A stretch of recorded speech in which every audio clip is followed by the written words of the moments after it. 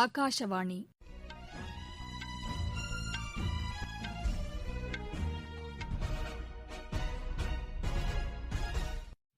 செய்திகள் வாசிப்பவர் லட்சுமி ராகவன். தலைப்புச் செய்திகள்: புதிய நாடாளுமன்ற கட்டிடம் தற்சார்பு இந்தியாவின் அடையாளமாக திகழும் என பிரதமர் திரு நரேந்திர மோடி தெரிவித்துள்ளார். மகாகவி சுப்பிரமணிய பாரதியின் பிறந்த தினம் நாளை கொண்டாடப்படுவதையொட்டி சர்வதேச பாரதி திருவிழாவில் பிரதமர் திரு நரேந்திர மோடி உரையாற்றுகிறார். விவசாயிகளின் நலனை கருத்தில் கொண்டு வேளாண் சட்டங்கள் கொண்டுவரப்பட்டுள்ளதாக மத்திய அமைச்சர் திரு நரேந்திர சிங் தோமர் கூறியுள்ளார். அடுத்த ஆண்டு முதல் ஆண்டுக்கு 4 முறை JEE நுழைவுத் தேர்வுகள் நடத்தப்படும் என்று மத்திய கல்வி அமைச்சர் திரு ரமேஷ் பொக்ரியால் நிஷாங்க் தெரிவித்துள்ளார். அமெரிக்காவில் நடைபெற்ற சர்வதேச டென்னிஸ் போட்டியில் இந்தியாவின் ராம்குமார் ராமநாதன் பட்டம் வென்றார். இனி விரிவான செய்திகள். புதிய நாடாளுமன்ற கட்டிடத்திற்கு பிரதமர் திரு நரேந்திர மோடி இன்று அடிக்கல் நாட்டினார். நாடாளுமன்ற வளாகத்தில் அதிநவீன வசதிகளுடன் சுற்றுச்சூழலுக்கு உகந்த வகையில் 971 கோடி ரூபாய் செலவில் கட்டப்படவுள்ள இந்த கட்டிடத்திற்கு வேத மந்திரங்கள் முழங்க பூமி பூஜை நடைபெற்றது. பல்வேறு சமயங்களைச் சேர்ந்த மதத் தலைவர்களும் அடிக்கல் நாட்டு விழாவையொட்டி சர்வ தர்ம பிரார்த்தனை மேற்கொண்டனர். இந்நிகழ்ச்சியில் பேசிய பிரதமர் திரு நரேந்திர மோடி 21ஆம் நூற்றாண்டில் இந்தியாவின் எதிர்பார்ப்புகளை பூர்த்தி செய்யும் வகையில் அமையவுள்ள இந்த புதிய நாடாளுமன்ற வளாகம் தற்சார்பு இந்தியாவின் அடையாளமாக திகழும் என்று குறிப்பிட்டார். நாட்டின் ஜனநாயக வரலாற்றில் ஒரு மைல்கல்லாக இது அமையும் என்றும் அவர் கூறினார். கடந்த 2014ஆம் ஆண்டு தாம் முதல் முறையாக நாடாளுமன்ற வளாகத்திற்குள் நடந்து வந்ததை பெருமையாக நினைவு கூர்ந்த பிரதமர், புதிய நாடாளுமன்ற கட்டிடத்தில் இரு அவைகளும் நவீன வசதிகளுடன் அமைக்கப்படுவதால் நாடாளுமன்ற உறுப்பினர்களின் செயல்திறனை மேம்படுத்துவதற்கு வசதியாக இருக்கும் என்றும் கூறினார். நாடாளுமன்றத்திற்குள் வரும் உறுப்பினர்கள் வெவ்வேறு கருத்துக்களை கொண்டிருந்தாலும் அரசியலை கடந்து வலுவான ஜனநாயகத்தை நிலைநாட்டவும் மக்களுக்கான தேவையை உறுதி செய்யவும் இலக்காக கொண்டு செயல்பட வேண்டும் என தாம் விரும்புவதாகவும் அவர் குறிப்பிட்டார். ஜனநாயகத்தை இந்தியா உயிர் மூச்சாகவும் வாழ்க்கை முறையாகவும் கடைபிடித்து வருவதாக அவர் கூறினார். இந்நிகழ்ச்சியில் பேசிய மக்களவைத் தலைவர் திரு ஓம் பிர்லா, புதிய நாடாளுமன்ற கட்டிடம் எதிர்காலத்திற்கு தேவையான அனைத்து வசதிகளையும் கொண்டிருப்பதால் மீண்டும் ஒருமுறை விரிவாக்கம் செய்ய வேண்டிய அவசியம் ஏற்படாது என்று கூறினார். அரசியல் சாசன கடமைகளை வரும் ஆண்டுகளில் நிறைவேற்றுவதற்கு இந்த புதிய நாடாளுமன்றம் உதவிகரமாக இருக்கும் என்றும் அவர் குறிப்பிட்டார். மாநிலங்களவை துணைத் தலைவர் திரு ஹரிவன்ஷ் நாராயண் சிங், உள்துறை அமைச்சர் திரு அமித் ஷா, பாதுகாப்புத்துறை அமைச்சர் திரு ராஜ்நாத் சிங், நாடாளுமன்ற விவகாரங்கள் துறை அமைச்சர் திரு பிரகலாத் ஜோஷி, வீட்டு வசதித்துறை அமைச்சர் திரு ஹர்தீப் சிங் புரி உள்ளிட்ட மத்திய அமைச்சர்கள், மாநில அமைச்சர்கள், நாடாளுமன்ற உறுப்பினர்கள் இந்த நிகழ்ச்சியில் கலந்து கொண்டனர். வரும் 2022ஆம் ஆண்டு நாட்டின் 75வது ஆண்டு சுதந்திர தின விழாவை கொண்டாடும்போது இந்த புதிய நாடாளுமன்ற கட்டிடத்தின் கட்டுமானப் பணிகள் முடிக்கப்பட்டு புதிய இந்தியாவின் தேவைகளை பூர்த்தி செய்யும் என்று எமது செய்தியாளர் கூறுகிறார். புதிய நாடாளுமன்ற கட்டிடத்திற்கான அடிக்கல் நாட்டப்பட்டதற்கு முதலமைச்சர் திரு எடப்பாடி பழனிசாமி வாழ்த்து தெரிவித்து பிரதமருக்கு கடிதம் எழுதியுள்ளார்.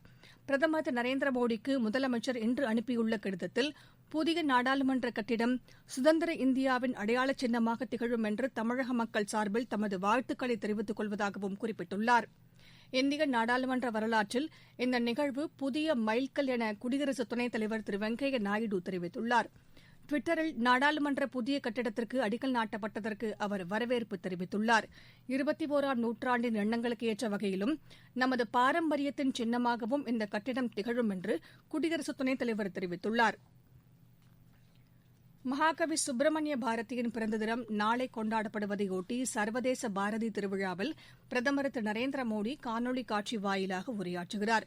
வானவில் பண்பாட்டு மையம் ஏற்பாடு செய்துள்ள இந்த நிகழ்ச்சியில் நாளை மாலை 4:30 மணியளவில் பிரதமர் உரையாற்ற உள்ளார். இவ்வாண்டிற்கான பாரதி விருதை பிரதமர் எழுத்தாளர் திரு சீனி விஸ்வநாதனுக்கு காணொலி காட்சி வாயிலாக வழங்க உள்ளார்.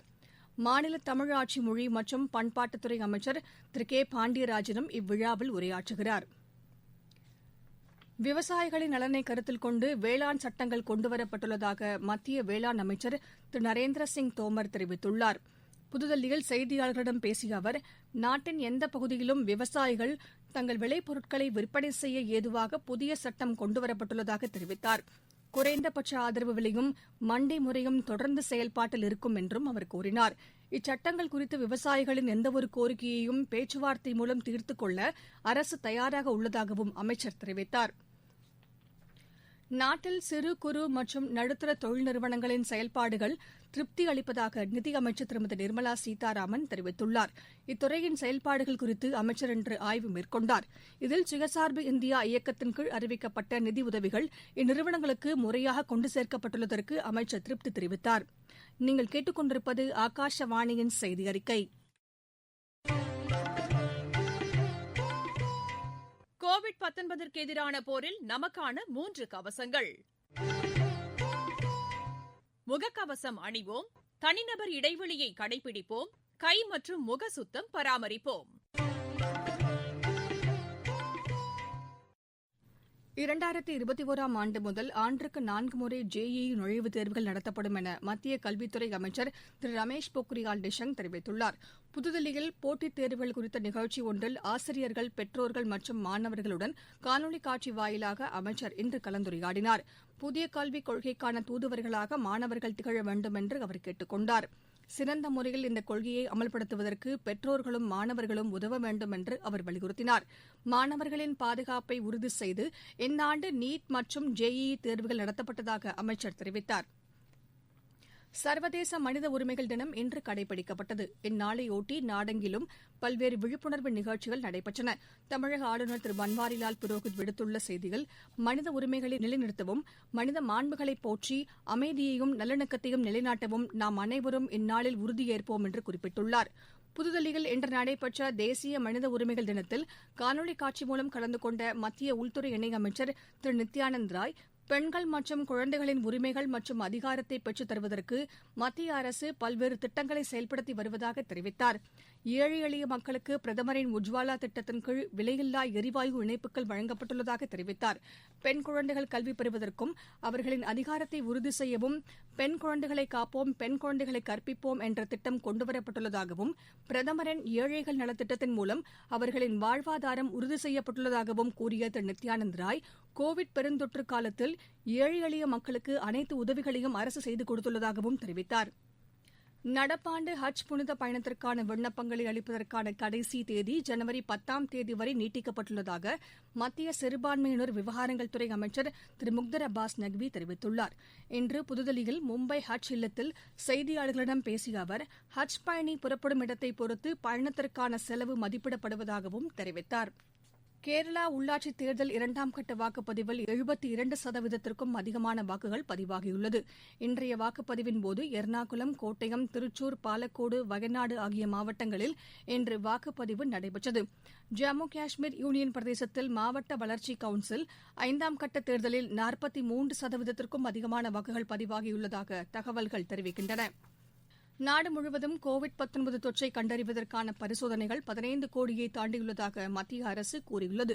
கடந்த 24 மணி நேரத்தில் மட்டும் 9,22,959 பரிசோதனைகள் மேற்கொள்ளப்பட்டதாக சுகாதாரத்துறையின் செய்திக்குறிப்பு தெரிவிக்கிறது. இதுவரை 15,07,59,726 பரிசோதனைகள் மேற்கொள்ளப்பட்டிருப்பதாகவும் அதில் குறிப்பிடப்பட்டுள்ளது. கடந்த 10 நாட்களில் மட்டும் 1 கோடிக்கும் கூடுதலாக பரிசோதனைகள் மேற்கொள்ளப்பட்டுள்ளன. இந்த நோய் தொற்று பரவலும் கட்டுக்குள் இருப்பதாக தெரிவிக்கப்பட்டுள்ளது. இந்த நோய் தொற்றினால் பாதிக்கப்பட்டவர்களில் 3.81% பேர் மட்டுமே தற்போது சிகிச்சை பெற்று வருவதாகவும் சுகாதாரத்துறை கூறியுள்ளது. இந்தியா, நேபாள் இடையே மீண்டும் விமான போக்குவரத்தை தொடங்க முடிவெடுக்கப்பட்டுள்ளது. ஏற்கனவே பல நாடுகளுடன் இந்தியா மேற்கொண்ட ஒப்பந்தத்தின்படி விமான போக்குவரத்து நடைபெற்று வருகிறது. நேபாள நாட்டுடனான விமான போக்குவரத்தை தொடங்க வெளியுறவுத்துறை செயலாளர் மேற்கொண்ட நடவடிக்கையால் தற்போது போக்குவரத்து தொடங்கப்பட உள்ளது. விளையாட்டுச் செய்திகள். அமெரிக்காவில் நடைபெற்ற சர்வதேச டென்னிஸ் போட்டியில் இந்தியாவின் ராம்குமார் ராமநாதன் பட்டம் வென்றார்.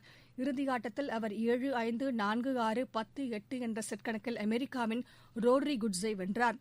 ISL கால்பந்து போட்டியில் ஈஸ்ட் பெங்கால் அணி இன்று ஜாம்ஷெட்பூர் அணியை எதிர்கொள்கிறது. மீண்டும் தலைப்புச் செய்திகள். புதிய நாடாளுமன்ற கட்டிடம் தற்சார்பு இந்தியாவின் அடையாளமாக திகழும் என பிரதமர் திரு நரேந்திர மோடி தெரிவித்துள்ளார். மகாகவி சுப்பிரமணிய பாரதியின் பிறந்த தினம் நாளை கொண்டாடப்படுவதையொட்டி சர்வதேச பாரதி திருவிழாவில் பிரதமர் திரு நரேந்திர மோடி உரையாற்றுகிறார். விவசாயிகளின் நலனை கருத்தில் கொண்டு வேளாண் சட்டங்கள் கொண்டுவரப்பட்டுள்ளதாக மத்திய அமைச்சர் திரு நரேந்திர சிங் தோமர் கூறியுள்ளார். அடுத்த ஆண்டு முதல் ஆண்டுக்கு 4 முறை JEE நுழைவுத் தேர்வுகள் நடத்தப்படும் என்று மத்திய கல்வி அமைச்சர் திரு ரமேஷ் பொக்ரியால் நிஷாங்க் தெரிவித்துள்ளார். அமெரிக்காவில் நடைபெற்ற சர்வதேச டென்னிஸ் போட்டியில் இந்தியாவின் ராம்குமார் ராமநாதன் பட்டம் வென்றார். இத்துடன் இந்த செய்தி அறிக்கை நிறைவு பெற்றது. எமது செய்திகளை உடனுக்குடன் அறிந்து கொள்ள AIR News_ சென்னை என்ற டுவிட்டர் பக்கத்திலும் செய்தி தொகுப்புகளை all India radio news Chennai என்ற யூடியூப் சேனலிலும் கேட்கலாம்.